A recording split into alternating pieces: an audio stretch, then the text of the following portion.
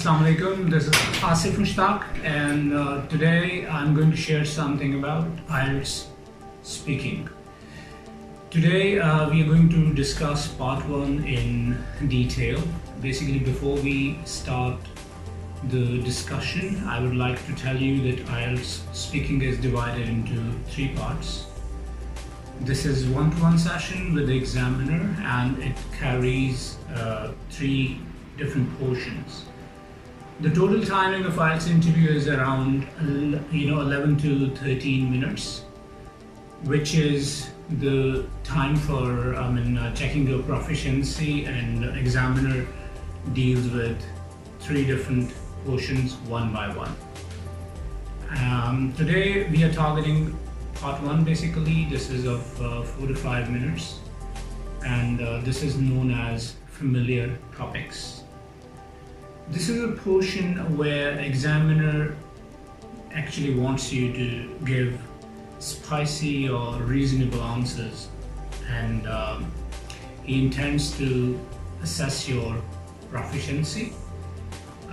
In this portion, basically different kind of topics are involved. When it starts off, it usually starts off with your full name, and after asking your full name, examiner asks you about your profession or about your study, and then he picks up at least 2 topics which are actually familiar topics to make you speak about them.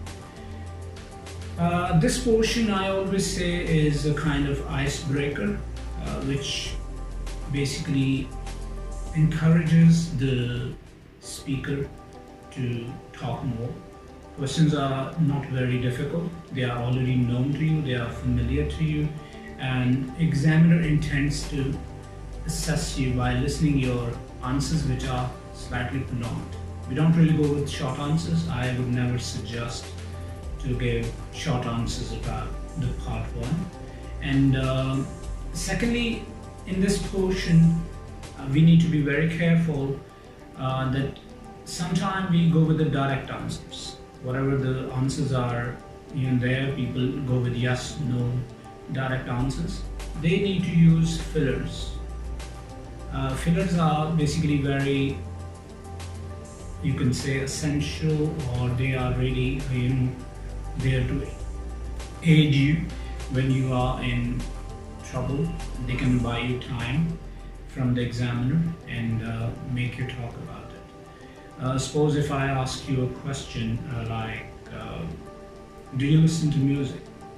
So the direct answer could be, yes I do, or no I don't. And this is not really a good answer, though it's something the person has responded, but it's not considered a reasonable answer. The one should really buy time by using a comment. Suppose you could say that I'm really glad you asked me this, and then the person can basically give an answer that I love listening to music. This is something I like to do in my free time to relax myself, because music provides me comfort. And then, because follow-up questions will be there. If you do not comment and you just say, yes, I listen to music, that's not enough. Okay, so you need to prolong it. So the examiner doesn't need to prompt you, because if he prompts you, because he'll wait for a few seconds and then he'll ask why, okay, or he might ask another question. So allow yourself to respond each and every question confidently, because let the person know that you know how to talk. So to conquer part 1 is easy. If you need to understand, you basically need to understand that this has nothing to do with reality. You might not be a music lover, but for a while, just imagine you do. Because saying yes can help you speak more than saying no.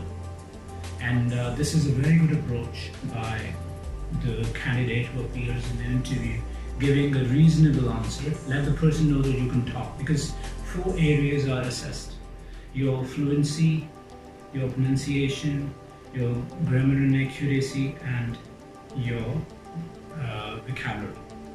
So examiner can only assess you if you speak I mean, silence is a universal language, but it doesn't work in IELTS interviews. So you need to talk positively and expand your answers in a reasonable way, because that is where examiner can assess your language and reward you. In this portion, normally the topics are numerous, and in order to rehearse them, I always say that you can grab the material which is available on my Facebook page as well. There are multiple options available for rehearsal. Solve samples are there to give you an idea, and a recorder can really help you master this part. I mean, turn on the recorder and ask yourself the questions from the page, answer them, record them, listen to them, because examiner pressurizes you, so does the recorder. So once you record your voice and listen to it, you will know about your tone, about your range of vocabulary, the repetition, and the kind of issues you face while answering. Okay, so to conquer speaking part 1, you need to be imaginative and creative, and this thing will really bring ease, and you can talk frankly and easily. Some people think that body language matters the most while you are communicating in IELTS interview. Well, this is not the part of your assessment, okay? But definitely it can, make you feel relaxed. Your body language should be normal. Stay easy, stay comfortable, and develop, or establish eye contact with the examiner, because that would let you know either he's enjoying your conversation, or he's getting bored, or he's upset, or he is happy. So facial expressions or your body language are not the part of assessment. They can just let you know either you need to continue with the answers or you could end. So let the examiner stop you. Our approach should be to speak positively and give reasonable answers so that he can assess. There is nothing about reality or falsehood. Okay, you can even give fake answers for a while, just to respond. Okay, so let the purpose be answered. The questions which are there, they can be answered easily if you stay easy. So stay calm. I always say as cool as cucumber, because if you're easy, your responses will go in the right direction, because examiner would enjoy your conversation and he'll reward you accordingly. I would also request you to subscribe my YouTube channel, because you will be finding more videos related to speaking, writing, reading, and other modules, like it can be very handy for you. Thank you very much. ये YouTube channel हम लोगों ने इसलिए basically introduce करवा रहे हैं कि बहुत सारे स्टूडेंट्स ऐसे हैं जिनको IELTS की नो-हाउ नहीं है, उन्हें इसका बेसिक आइडिया नहीं है कि IELTS को किस लिहाज से वो हैंडल कर सकते हैं। लैंग्वेज के इश्यूज भी होते हैं, उनकी अपनी बेसिक प्रोफिशिएंसी की रीज़न भी हो सकती है। तो इस वीडियो का मकसद ये है कि आपको थोड़ा सा आइडिया दे दिया जाए कि IELTS को आप किस तरह टैकल कर सकते हैं। आज बेसिकली हमारा मकसद IELTS स्पीकिंग पार्ट 1 जो है IELTS इंटरव्यू का, उसको डिस्कस करना है कि उसके अंदर बहुत सारे डूज एंड डोंट्स हैं।